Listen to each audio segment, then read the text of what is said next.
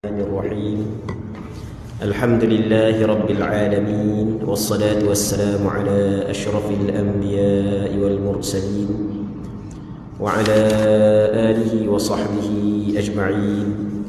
اللهم رب اشرح لي صدري ويسر لي أمري واحلل عقدة من لساني يفقه قولي ولا حول ولا قوة إلا بالله العلي العظيم. اللهم انفعنا بما علمتنا وعلمنا ما ينفعنا وعلمنا ما جهلنا وذكرنا ما نسينا. اللهم يسر ولا تعسر، رب تمم بالخير. اللهم افتح علينا فتوح العارفين، وفقنا توفيق الصالحين. اللهم لا سهل إلا ما جعلته سهلا وأنت تجعل الحزن إذا شئت سهلا.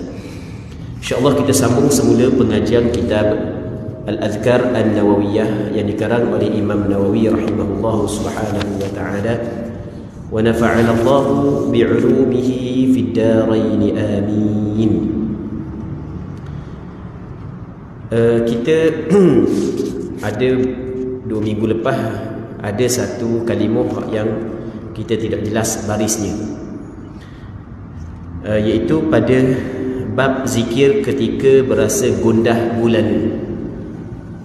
Dia kata, kami riwayatkan juga dalam kitab Imam Ibn Sunni daripada Al-Bara bin Azib radhiyallahu anhu, dia berkata, ada seseorang mendatangi Rasulullah dan mengadu kepada baginda akan kegundahan yang menimpanya, akan kesedihan yang menimpanya. Baginda bersabda, akthir min an taqul subhanal malikil quddus rabbil malaikati war ruh jullilatis samawati wal ardu bil izzati wal jabarut. Boleh baca jallaltas samawati wal arda. Kalau kita baca jallalta, kita kena baca as-samawati wal arda bil izzati wal jabarut. Maksudnya, engkau ya Allah telah meratakan bumi dan langit dengan izzah, dengan kemuliaan, wal jabarut dan kekuasaan. Boleh baca dulu. Kita sambung semula. Katanya zikir untuk orang gila dan disengak binatang berbisa. Situ dah kan? Baik. Zikir untuk orang gila dan disengak binatang berbisa. Muslimin muslimat yang dirahmati oleh Allah Subhanahu wa taala. Jadi insya-Allah kali ini kita akan baca berkenaan dengan zikir yang dibaca kepada orang gila dan dibaca kepada ataupun apabila terkena binatang berbisa. Yang mana kalau kita tengok dalam cerita ni, sahabat Nabi sallallahu alaihi wasallam ketika dia baca zikir ni, maka jadi sama ada kepada orang gila ataupun kepada orang hak yang terkena sengak binatang berbisa. Dan ada sebahagian daripada orang hak yang belajar kitab ni, dia akan nak baca, dia akan nak tiru. Macam kita kata ginilah, orang masuk atu. Ni kita buat contoh ni, orang hak yang kena histeria kan.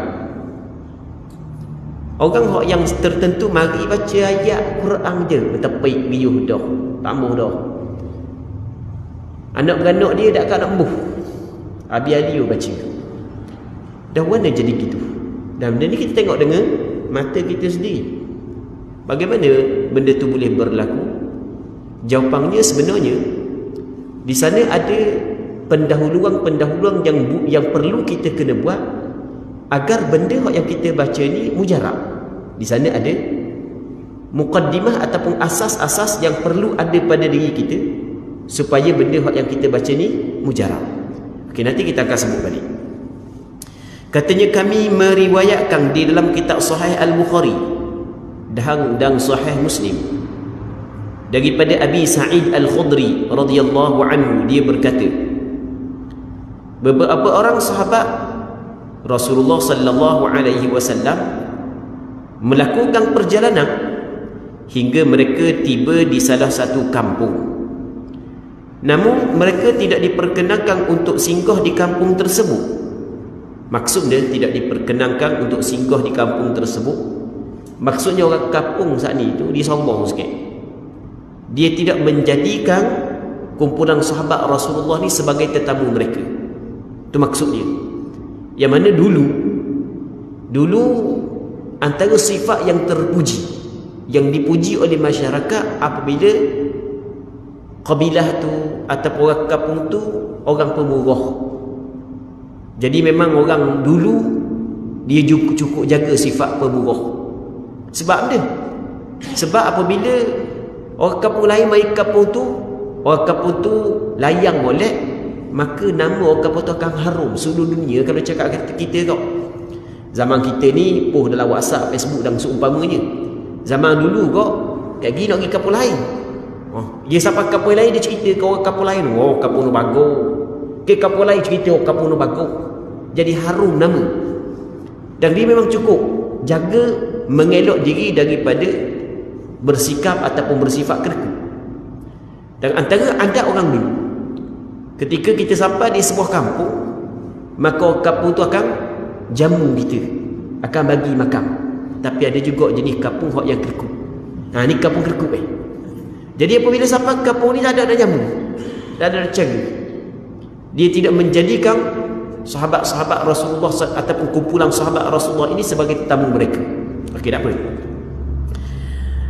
Katanya kebetulan ketua kampung tersebut disengat binatang berbisa, belalak mata. Boh kampung tu belalak mata. Tok mengulu kena bahan di binatang bisa tak sekarang. Tak ada gong habis habis Baik, penduduk kampung itu berusaha sekuat tenaga untuk mengubatinya. Dah boh besar, boh kampung hak besar ni susah habis anak buah. Habis start daripada kecil sampai ke hak besar, puang lelaki habis nak buat warna ni kena cari. Kalau kita macam kita orang kampung kita hak yang soho kampung kita orang dia terkenal, tiba-tiba ada dia patah apa semua sekali, riuh habis dah. Orang ni kita cari tok muda tu, cari tok pomoh tu, pergi hospital tu. Gitulah. Dulu teruk lagi. Sebab dia tidak semudah zaman kita. Riuh kali dah. Tak jera tidur habis buat dia tu kita tambah je cerita tu. Baik. Katanya lagi, penduduk kampung pun berusaha kuat tenaga untuk mengubatinya. Sayang mereka tidak berjaya. Dia akan awak hok ni tiup dah jadi, hok ni tiup dah jadi, panggil tu pomoh tu dah jadi, panggil tu pomoh ni dah jadi, macam-macam tu ujung mari dah jadi belaka. Baik. Katanya sebahagian daripada merekanya akhirnya berunding. Dia katakan dia, kalau kita pergi jumpa dengan buak nu, hok duduk nu, ju kampung hok yang singgah tu, mana ke tahu ramai-ramai tu ada seorang penama, ramai-ramai ada seorang hok yang kalau kita gak Tok Khamat, kalau kita cakap Tok Khamat, orang tua-tua cakap itu ada Tok Khamat seorang ke? Baik. Dia pun kalau kita mendatangi kafilah yang baru saja datang kemari, mungkin mereka memiliki sesuatu yang dapat menyembuhkan penyakit ketua kampung. Akhirnya penduduk kampung pun menemui mereka dan berkata, dia ketua kampung dulu. Ketua kampung dulu tak sama dengan ketua kampung ni, tak sama.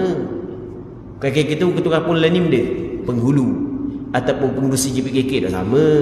Kadang-kadang orang kampung balah je dengan ketua benda penghulu. Penghulu. Gitu je, balah je kadang-kadang. Tak puas hati kan? Tak puas hati balah. Tak kira. Ya dulu ketua kampung dulu dia macam raja. Ketua kampung dulu macam raja. Macam raja lagu mana? Orang pakai ikut belaka.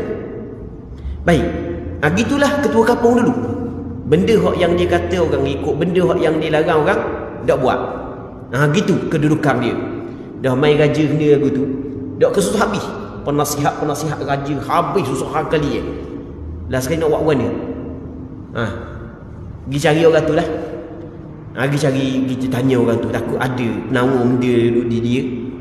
Baik, akhirnya penduduk kampung pun menemui mereka dan berkata, wahai kafilah, sesungguhnya ketua kampung kami disengat binatang berbisa dan kami telah berusaha sekuat tenaga untuk menolongnya, namun tiada hasil. Apakah di antara kamu ada yang boleh menyembuhkannya? Kalau kena kita padang ke muka lah. Orang suruh pergi makan sikit pun tak mau kerepuk apa pada ke muka. Tu kena bala tu. kena bala tu. Kalau kita ada tengok sahabat, bagaimana sahabat buat.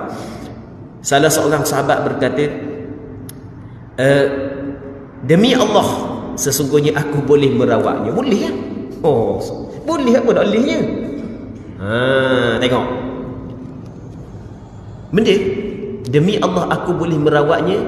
Yang pertama sekali kita kena faham di sini, ni di antara syarat yang penting dalam kita baca apa jua bacaan untuk merawat adalah mesti kita kena yakin. Mesti kita kena yakin. Kita yakin, bukan kita yakin kita menyembuh, kita yakin Allah Ta'ala yang menyembuh. Hak ni adalah benda hak yang datang daripada Nabi. Kalau baca kita yakin benda ni Allah Ta'ala menyembuh dengan sebab benda ni, kita yakin. Tengok, terus demi Allah bersumpah tak setara. Demi Allah. Kalau kita dah semua malu so. Jadi tengok dia yakin, demi Allah sesungguhnya aku boleh merawatnya. Tapi demi Allah kami telah bertemu kepada kamu namun kamu menolak untuk menerima kami. Memang kami demi Allah kami boleh merawat, tapi demi Allah selagi tadi kami sungguh mu jadi kami sebagai tamu mu tak buat, tak mu layan kami. Jadi kami pun nak balas mula. Kalau cakap kita kau oleh kerana itu aku tidak akan melakukannya kecuali jika dibayar. Saja-saja dah. Sebab tadi buat saja kita minta untuk jadikan kita sebagai tetamu mu tak mau buat. Jadi kami nak balas balik. Dia kena ajar juga. Sikit-sikit. Jadi kami nak balas balik. Nak balas mana? Kalau mu nak suruh boleh, tapi mu nak bayar. Free-free tak boleh. Tapi kalau pergi makan tadi tak buat free je. Kalau buat makan, pergi makan tadi ni dak dah. Dak buat free ni. Oleh kerana itu aku tidak akan melakukannya kecuali jika dibayar. Mereka pun sepakat untuk memberikan seekor kambing sebagai pengganti rawatannya. Dia bukan seekor kambing. Dia bukan seekor kambing. Dalam riwayat yang lain dia terjemah seekor kambing, bukan. Sekawang kambing. Bukan seekor, sekawang. Bukan sikit, sekawang. Sekawang ni beramai banyak lah. Kambing, bukan seekor, bukan. Sekawang kambing. Baik, sebagai pengganti rawatannya. Sahabat itu pun lalu merawat ketua kampung dengan meludahinya dan membaca surah Al-Fatihah. Baca surah Al-Fatihah ludah. Tepat benda? Tepat yang kena sakit tu. Serta merta ketua kampung berdiri seperti baru terlepas daripada ikatan. Cakap orang tua kata macam ambil tahu buang. Macam ambil tahu buang, tak ada benda. Segom megol lalu. Tu dia. Baik. Dan berjalan tanpa ada bekas sakit sedikit pun. Hilang lalu. Lepas tu penduduk kampung itu lalu menepati janji mereka. Para sahabat yang lain mengatakan, bagilah kambing itu. Dia pun hak yang berubat seorang je. Dah boleh dah. Hak ramai-ramai kata kena bagi ya, banyak. Kau nak ambil seorang, bagi kita kan sekumpulan kan. Jadi mari minta. Baik. Jadi apa kata dia? Katanya sahabat yang meruqyah itu mengatakan jangan dibagi dulu sampai kita mendatangi Nabi sallallahu alaihi wasallam. Kita takut salah je ni. Kita takut salah. Tapi buat dulu. Sebab benda nak ajar orang pun tu kedekut sangat. Jadi kita pergi jumpa Rasulullah dululah. Jumpa dengan Rasulullah. Sebab di zaman tu muslimin muslimat yang dirahmati oleh Allah Subhanahu wa taala, kita kena faham. Sebab kita kadang-kadang kita dengar orang ajar, kita jangan buat dulu, kita kena tahu hukum dulu. Tiba-tiba tengok dalam hadis ni sahabat buat dulu baru kita tanya hukum. Nanti dulu kita kena faham situasi keadaan di zaman tu. Di zaman tu menjadi kebiasaan orang-orang kampung lain, mari kampung lain tengok sekawan kambingnya bahang lagi. Kalau dalam perang, antara rampasan adalah binatang-binatang ternakan. Waktu perkara biasa kepada ketika tu. Cuma buat mari ni upah rawatan ke? Kalau ada upah rawatan pun tak apa, bukan nama upah rawatan. Jadi ambil dulu. Pergi jumpa dengan Rasulullah. Baik. Maka dia pun pergi jumpa dengan Nabi sallallahu alaihi wasallam. Katanya mereka pun mendatangi Nabi sallallahu alaihi wasallam dan menceritakan kejadian tersebut. Baginda bertanya kepada yang merawat, dari mana engkau tahu bahawa ayat itu boleh dijadikan rawatan? Engkau tahu mana? Surah Al-Fatihah tu boleh dijadikan rawatan. Rasulullah sallallahu alaihi wasallam bersabda, kamu telah melakukan kebenaran, benda yang buat betul dah. Kamu baca surah tu betul dah. Lepas tu mu ambil pun tak ada masalah. Maka sebab itulah sebahagian daripada ulama menyebut, berpandukan kepada hadis ini, boleh kita mengambil pengupah daripada rawatan yang kita buat dengan membaca ayat Al-Quranul Karim. Dibolehkan. Baik. Tapi jangan teruk sangat lah. Teruk sangat. Sebab dia ada juga hak mula-mula ikhlas ikutlah nak tak banyak mana pun. Kena 3 bulan. 3 bulan. Cuma pesakit tu dia kata kena mari 4 kali, 5 kali. Sekali tak jadi lagi. Okey, kali kedua ikhlas hari. Kali ketiga tu sekali rawatan kena 100 ya. Kali keempat sekali rawatan kena 500. Ada 1000 rawatan. Sungguh hamba cerita benda sungguh ni, bukan benda lolok benda sungguh ni. 1000 kali rawatan. Hanya pandai. Mula dia nak ngai tu dia pandai, dia tak upang cek dulu. Lepas tu nyebahang usah lagi. Okey, tu dah kena dah. Nyanyi korang. Kawan ni susah dah. Baik. Kena tengok-tengoklah kita kata kan. Rasulullah sallallahu alaihi wasallam bersabda, kamu telah melakukan kebenaran, bagilah kambing itu dan jangan lupa tinggalkan untukku. Kata Nabi dengan diiringi tahu. Kata Rasulullah, bagilah kambing itu, tapi jangan lupa kakak aku nak agak sikit. Kata Rasulullah, maksudnya masukkan aku di kalangan puakmu untuk menjadi salah seorang daripada orang yang menerima bahagian. Lepas tu Rasul suka. Rasul suka. Baik. Kisah ini dinukil sesuai lafaz Bukhari yang merupakan riwayat yang paling sempurna. Hak yang kita cerita tadi tu, hak tu adalah terjemahan daripada riwayat Bukhari dalam kitab Sahih Bukhari. Dalam riwayat lain disebutkan dia pun membaca umul kitab suratul Fatihah dan mengumpulkan ludahnya, kemudian meludahinya. Lepas baca Fatihah, ludah. Baik. Maka serta merta orang itu sembuh. Siapa? Ketua kampung. Dalam riwayat yang lain disebutkan, lalu memerintahkan untuk memberi kepadanya 30 ekor kambing. Tu bukan bekas ekor kambing tau. Ada riwayat lain 30 ekor. 30 ekor ni, kalau kambing 1000 ekor 30,000. Kalau kambing 1000 ekor. Tapi kalau kambing hak murah sikit tak 800, kira sendiri lah. 800 kali 30 dak ke 24,000. 24,000. Jadi tu bomo lagu ni pernah poket sungguh. Baik. Tapi tak ada pula sahabat saat itu kerja je jadi tok bomo lah dah. Adakah sahabat kerja jadi tok bomo? Tak ada. Hak ni pun bukanlah somo. Tak ada. Jadi menjadikan bomo sebagai pekerjaan siang malam untuk bomo. Baik. Menjadi sumber rezeki, hak tu menyalahi apa hak yang diajar oleh Nabi sallallahu alaihi wasallam. Tapi sebenarnya tidaklah salah untuk mengambil upah di atas rawatan tersebut, tidak menjadi masalah. Tapi kena padat-padat. Katanya, tapi kalau kita tengah sakit teruklah gelepor nak bang macam-macam dah buat dak ni. Memang teruk sangat. Soh kata 30 ekor kambing, sekandang kambing. Ui, sungguh jangan megung kan. Sekandang kambing ui. Sungguh. Kita rajak sungguh. Hak pernah kena sakit tahu lah, hak tak pernah kena sakit lain. Hamba pernah kena sakit tu, Allah, gelepor dah soroyak lah. Tak tahu mana dah handset, tak tahu mana bit pitih, tak tahu mana api, tak tahu. Dah sakit tangan. Kena batu karang.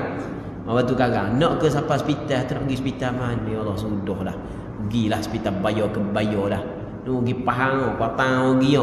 Padahal kalau pergi hospital kerajaan tak kena bayar banyak mana. Tak kira dah sakit sangat Kalau orang kata nak tukar kereta habis semua sekali, baik macam cabut orang rabat. Wi belaka. Sungguh. Jangan cakap so tak ni. Jangan cakap so.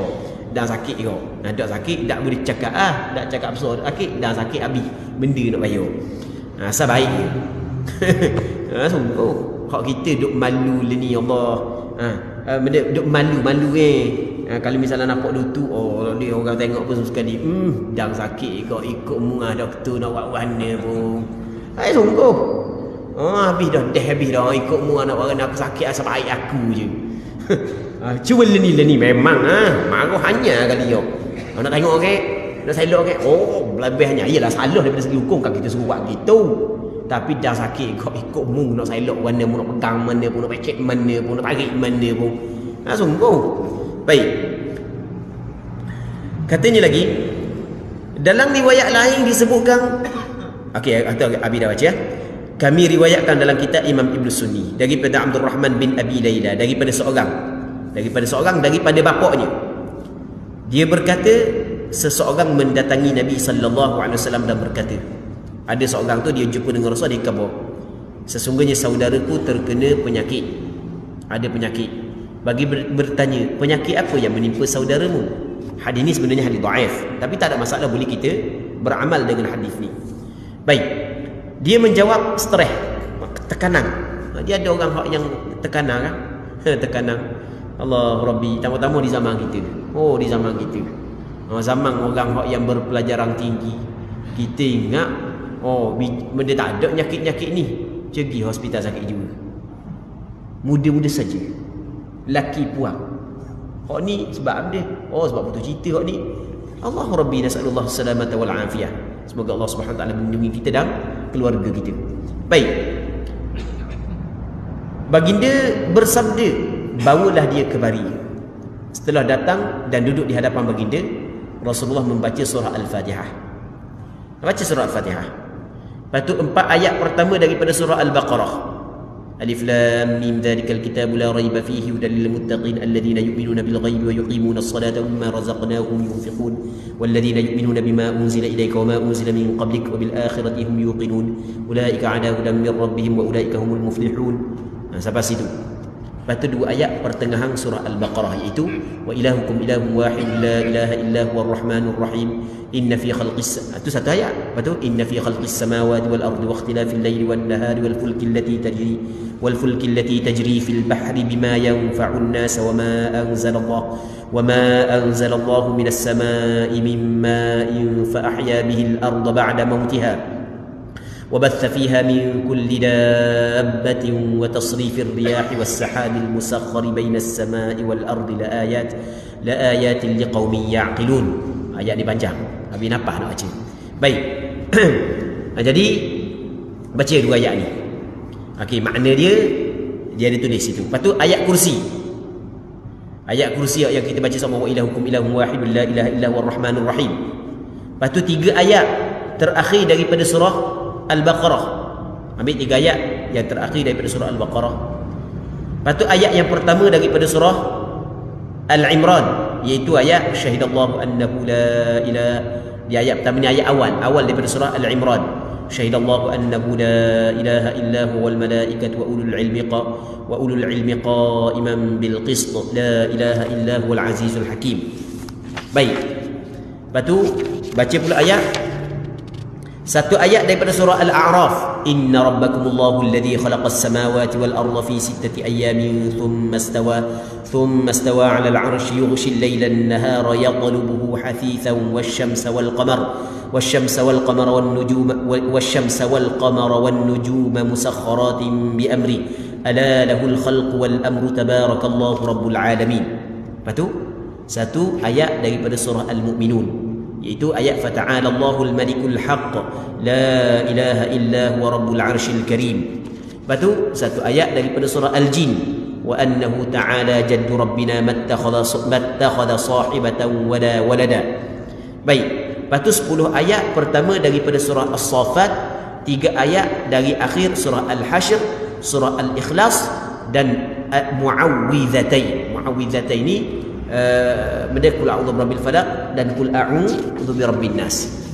Dan ayat ni juga, ayat yang kita baca saat ni itu juga adalah ayat yang digunakan untuk merawat orang yang kena sihir dan seumpamanya. Orang yang kena sihir dan seumpamanya. Ayat ni juga baca. Cuma macam yang kita kabalah di sana, ada perkara-perkara yang perlu kita kena buat supaya bacaan kita saat ni tu memberi kesan kepada pesakit. Baik. Seterusnya, kami riwayatkan dalam Sunan Abi Daud dengan sanad yang sahih daripada Kharijah, daripada pokciknya. Dia berkata, aku mendatangi Nabi sallallahu alaihi wasallam dan memeluk Islam. Kemudian aku pun pulang dan melewati ni melalui suatu kampung yang di sana ada seorang gila yang diikat dengan rantai. Keluarganya mengatakan, sesungguhnya kami diberitahu bahawa temanmu itu datang dengan membawa kebaikan, adakah kamu memiliki sesuatu untuk mengubatinya? Jadi apabila kawan ni berimang kepada Rasulullah, balik melalui suatu kampung, tiba-tiba tengok ada orang gila yang kena ikat. Orang kampung tu tengok dia, tahu dah dia ni memeluk Islam, maka dia kata, kami dengar masa tu berita tentang Nabi Muhammad sallallahu alaihi wasallam mendakwa menjadi rasul telah tersebar di seluruh pelosok negara Arab. Maka dia pun khabar, bunyi-bunyi kata temanmu yakni Rasulullah lah, membawa dia kata dia temanmu membawa kebaikan. Baik, orang kata dia membawa kebaikan, orang dicakap gitu, orang dicakap gini. Lepas tu dia tanya, adakah kamu memiliki sesuatu untuk mengubatinya? Ada tak? Adakah kamu memiliki sesuatu untuk mengubati orang yang gila ni? Aku pun merawatnya dengan bacaan surah Al-Fatihah. Nah, dia kalau dalam rawatan Islam, surah Al-Fatihah orang nak tinggal lah. Surah Al-Fatihah orang nak tinggal dalam rawatan Islam. Dan hak yang surah Al-Fatihah menjadi ayat hak yang diguna boleh merawat ni, bukan reka-reka ulama, bukan waktu disebut dalam hadis. Kita orang belajar hadis, kita belajar kitab Al-Azkar An-Nawawiyah, kita jumpa benda ni. Baik, orang nak belajar dah jumpa lah. Orang nak belajar dia jumpa benda ni. Baik, katanya lagi, aku pun merawatnya dengan bacaan surah Al-Fatihah dan orang itu sembuh. Mereka lalu memberiku 100 ekor kambing. Aku mendatangi Nabi sallallahu alaihi wasallam dan menceritakan kejadian tersebut. Baginda bertanya, benarkah seperti itu? Dalam riwayat lain disebutkan, apakah kamu mengucapkan ruqyah yang lain? Ada tak ruqyah yang lain membaca? Ruqyah ni bacaan-bacaan yang digunakan untuk baca kepada pesakit. Ada tak? Aku menjawab tidak, aku baca tu je. Sebab dia orang jahiliyah dulu, dia ada dah ruqyah dia. Ada dah ruqyah dia, yang mereka menggunakan ruqyah tersebut untuk meruqyahkan pesakit-pesakit. Dan memang kalau kita tengok sejarah, sembuh pesakit. Macam tempat kita kat orang-orang tua dulu, baca benda nak tahu baca, tapi sembuh. Ya kalau tak sembuh, ya tak jadi. Sembuh jadi tau. Orang ni pakat pergi, orang ni pakat pergi, jadi. Hanya baca benda tak tahu. Baik, begitu juga orang zaman jahiliah dulu, ada bacaan-bacaan dia. Cuma datang Islam, Islam tidak melarang bacaan tersebut. Cuma kata Rasulullah, a'ridu alayya ruqakum, mungkena bentang kepadaku jampi-jampi bacaan-bacaan yang kamu guna dalam bacaan untuk merawat orang. La ba'sa birruqa ma lam yakun fihi syirk, kata Rasulullah. Tak ada masalah mu nak ruqyah, nak baca benda pun, tetapi jangan ada perkataan yang mengandungi syirik. Tak ada masalah. Ya Allah sembuhlah benda ni, tak ada masalah gitu. Baik, mana kira lah baca benda perkataan Melayu ke, perkataan Arab ke, yang penting difahami makna dan tidak ada syirik dalam perkataan tersebut. Baik, maka sebab tu Rasulullah tanya, mu ada baca ruqyah lain ke tak? Dia kata, tak dah ya Rasulullah. Baginda bersabda, kalau begitu ambillah hadiah ini. Celakalah orang yang makan dari rawatan yang batil. Kalau orang tu merawat dengan mengguna bacaan-bacaan yang salah, tiba-tiba dia ambil hadiah daripada rawatan tersebut, kata Rasulullah, celaka orang tersebut. Baik, akan halnya engkau telah makan dari rawatan yang dibenarkan, mu tak ada masalah sebab mu guna ayat Al-Quran, itu tidak menjadi masalah. Jadi orang yang merawat dengan menggunakan bacaan-bacaan yang salah, maka dia mengambil upah, hukum dia adalah haram. Bacaan salah tu dah ambil upah saat itu, makanan yang dimakan pula adalah haram. Setengahnya kami riwayatkan juga dalam kitab Imam Ibn Sunni dengan lafaz yang lain, iaitu riwayat lain daripada Abi Daud. Dalam riwayat tersebut dikatakan dari Khadijah, daripada pokciknya, dia berkata, kami baru pulang dari tempat Nabi sallallahu alaihi wasallam. Ni riwayat lain dah. Dan kami melalui suatu kampung penduduk Arab Badui, pendalaman. Mereka bertanya, apakah kamu memiliki ubat? Ada orang gila yang terikat di sini. Dia dulu mungkin gila saat itu kerana dia kena rasukan. Kena kadang-kadang kerana tu Tu kerana gila, kena rasuk dah, ada gangguan jin dan seumpamanya. Mereka pun menghadapkan orang gila terikat itu, maka aku membacakan surah Al-Fatihah selama 3 hari berturut-turut, pagi dan petang, sambil meludahi. 3 hari, bukan sehari lah. Baca-baca ludah, puh, baca-baca ludah, puh, baca-baca ludah, puh. Lepas tu dia pun serta-merta sembuh seperti sedia kala. Mereka lalu memberiku hadiah, tetapi aku menolaknya. Mereka katakan, tanyalah kepada Nabi sallallahu alaihi wasallam. Aku kemudian bertanya, dan baginda menjawab, ambillah, kerana celakalah orang yang makan dari rawatan yang batil, sedangkan engkau telah makan dari rawatan yang hak, yang sebenar. Pakcik yang dimasukkan dalam riwayat ini adalah Ilaqah bin Suhar. Dah ingat nak ke ejewan itu bahasa Arab dak mari. Dak mari bahasa Arab. Baca warna tu nama. Kadang-kadang dia tulis kita ni dak sama baca dengan orang Arab kan. Okey, tak apalah. Nama dak penting lah. Pendapat lain menyatakan bahawa namanya adalah Abdullah. Okey, seterusnya kami riwayatkan dalam kitab Imam Ibn Sunni daripada Abdullah bin Mas'ud radhiyallahu anhu bahawa dia membaca ayat Al-Quran pada telinga seorang yang pengsang sehingga serta-merta sedar. Rasulullah sallallahu alaihi wasallam bertanya, apa yang engkau bacakan di telinganya? Dia menjawab, aku membaca, afahasibtum annama khalaqnakum abathan wa annakum ilaina la turja'un. Kawan ni pesang, ngak pesang. Baik. Lepas tu dia pun pergi baca tepi telinga. Maka apakah afahasibtum annama khalaqnakum abathan wa annakum ilaina la turja'un? Sedar orang tu.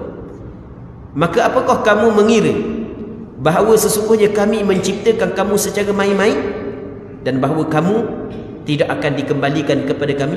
Dia baca benda ayat ni. Rasulullah bersabda, seandainya seorang yang memiliki keyakinan yang tinggi, tengok, keyakinan mesti kena ada yakin, membaca ayat tersebut pada gunung, pasti gunung itu hancur. Pelik bunyi ya. Tak pelik. Dia masuk dalam kuasa Allah Subhanahu wa taala. Dan pernah kita cerita sebelum daripada ni, dalam Al-Quranul Karim ada ayat yang Allah Subhanahu wa taala menceritakan tentang Nabi Sulaiman dengan Ratu Balqis kan. Ketika Balqis nak mari jumpa dengan Nabi Allah Sulaiman, Nabi Allah Sulaiman mersyarat, siapa yang boleh mendatangkan istana Balqis? Daripada negara lain buat mari ke Palestin. Siapa? Molek-molek ada seorang lelaki yang diberi pengetahuan daripada kitab. Sekelip mata je bagi depan. Cerita dongeng. Siapa kata cerita dongeng? Disebut dalam Al-Quranul Karim. Bukan. Wajib kita kena percaya benda tu berlaku. Muslimin-muslimat yang dirahmati oleh Allah Subhanahu wa taala. Jadi sama kok orang yang membaca ayat ini dengan keyakinan yang cukup tinggi, pasti gunung itu akan kalau dibaca kepada gunung, hancur gunung. Muslimin muslimat yang dirahmati oleh Allah Subhanahu wa taala. Seterusnya, doa perlindungan bagi anak. Kami riwayatkan dalam Sahih Al-Bukhari rahimahullah daripada Ibn Abbas, dia berkata, Rasulullah mengucapkan doa perlindungan bagi Hasan Al-Husain dan Al-Husain. Hasan adalah cucu Rasulullah, Husain juga cucu Nabi sallallahu alaihi wasallam. Dia cucu Rasulullah sallallahu alaihi wasallam yang paling gama adalah daripada Fatimah. Ayah dia adalah Ali bin Abi Thalib. Cucu yang paling gama. Fatimah berkahwin dengan Ali, dapat 5 orang anak. 3 lelaki, 2 perempuan. Lelaki Hasan, Husain, Muhsin. Manakala perempuan Ruqayyah dengan Ummu Kulthum. Ruqayyah atau Zainab. Maksudnya Ruqayyah. Tak ingat dah. Baik. Jadi Rasulullah baca doa ni kepada cucu dia. Rasulullah baca lagu mana? U'idhukuma bi kalimatillahi tammah min kulli syaitanir wahammah wa min kulli ainil lammah. Ni comel sangat kita baca. Cuba kita tengok makna dia benda. Aku melindungi kedua kamu dengan kalimah-kalimah Allah yang sempurna daripada kejahatan syaitan dan daripada haiwan yang berbisa. Lepas tu, dan daripada setiap mata yang memandang dengan pandangan buruk. Dia kulli ainin lamah ni maksudnya adalah Dia di sana ada orang tu, dia memandang orang, maka orang tu jatuh sakit. Dipanggil penyakit dia, penyakit ain. Dan ni di antara doa untuk mengelak budak-budak daripada terkena penyakit ain. Terkena penyakit ain. Penyakit ain ni dia bukan semua orang kena. Dan kena tu, oh dah kena penyakit ain. Dia macam kena sakit lah, kita kata kok penyakit ain sakit lah. Dah kena penyakit ain, jadi tuang pucat, dawak seumur, sakit seumur, kena penyakit ain. Baik, antara doa untuk mengelak daripada terkena penyakit ain, baca doa ni. Jadi dalam hadis ni Rasul kata u'idzukuman. Kalau anak kita seorang, kita tak kata u'idzukuman, kita kata benda u'idzuka. Dia ka untuk seorang, kuma untuk dua orang. Kalau perempuan kita baca dengan u'idzuki. Ka engkau seorang lelaki, ki engkau seorang perempuan, kuma kedua kamu. Kalau kum sekalian kamu. Anak kita ramai lelaki-lelaki, kita baca inni u'idzukum ataupun u'idzukum, aku melindungi kamu. Okey, kalau kita baca ni a'udzu, aku berlindung. Okey, a'udzubillah tu lah. Kita baca a'udzu bi kalimatillahi tammah min kulli syaitanir wahammah wa min kulli ainin lammah. Baca semua. Orang yang baca ni doa ni, binatang berbisa tidak akan memberi mudarat kepada dia. Maksud dia binatang berbisa tidak memberi mudarat, bukan kata tak ketik. Bukan kata tak ketik. Ketik tidak memberi mudarat. Tak ada benda. Kalau sakit sikit aja, kejap aja. Baik. Tapi jangan pula baca cari ular kali. Jangan gitu. Jangan. Kalau terkena.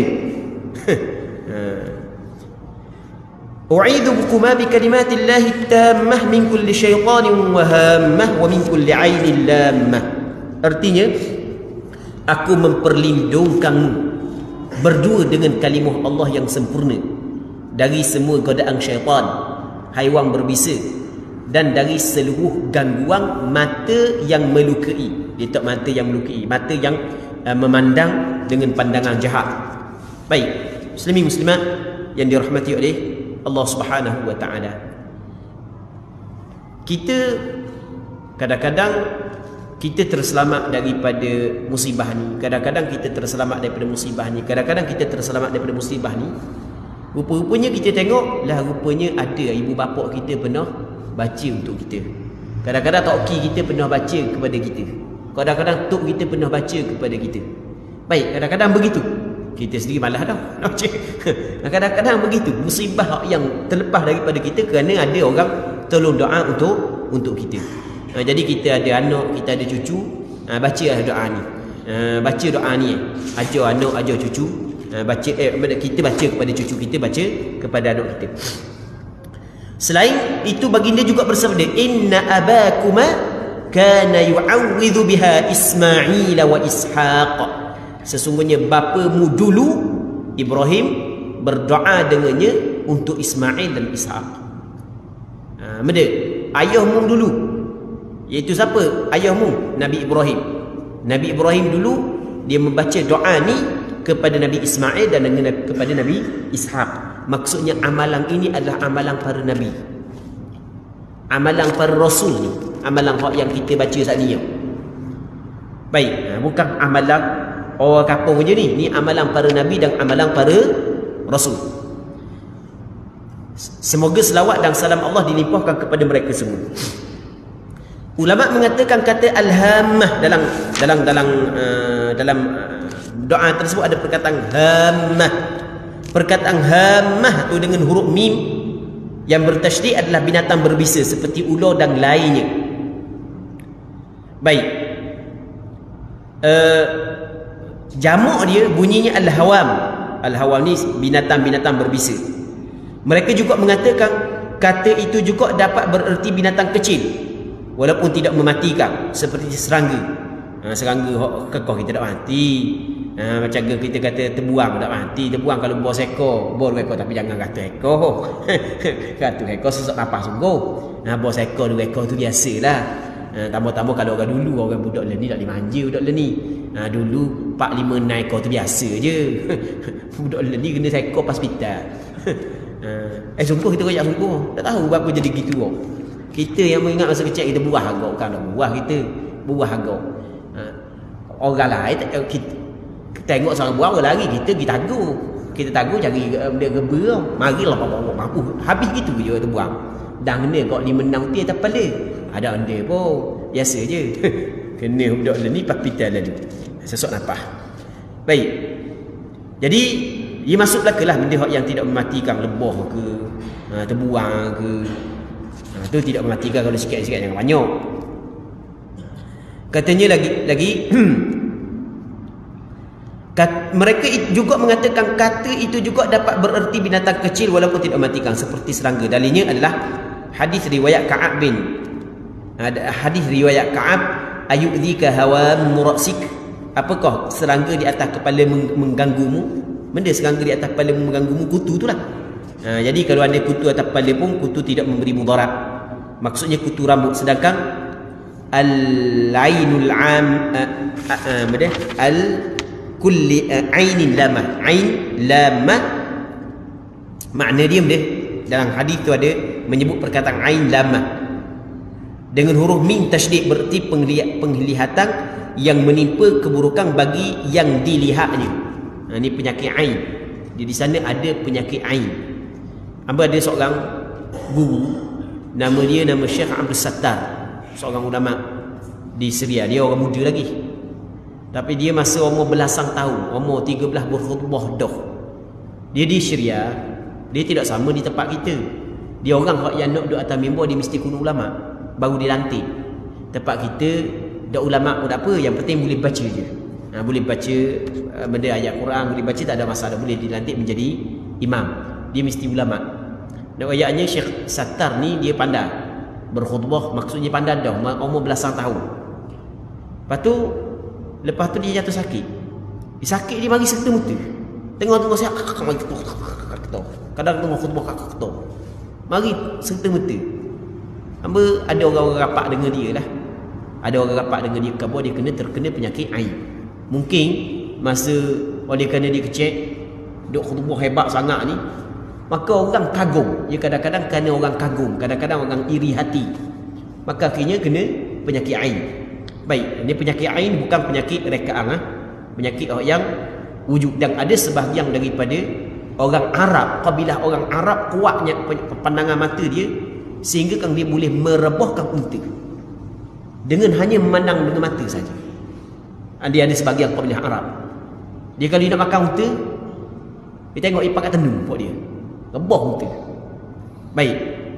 Tapi dicuba buat kepada Rasulullah, tidak berjaya kerana Allah Ta'ala melindungi Nabi sallallahu alaihi wasallam. Muslimin muslimat yang dirahmati oleh Allah Subhanahu wa taala. Zikir bagi penderita bisul dan sejenisnya. Ada belaka. Hak penyakit bisu ada bacaan dia. Ketumbuhan ada bacaan dia. Cuma mujarab tidak atas orang yang baca.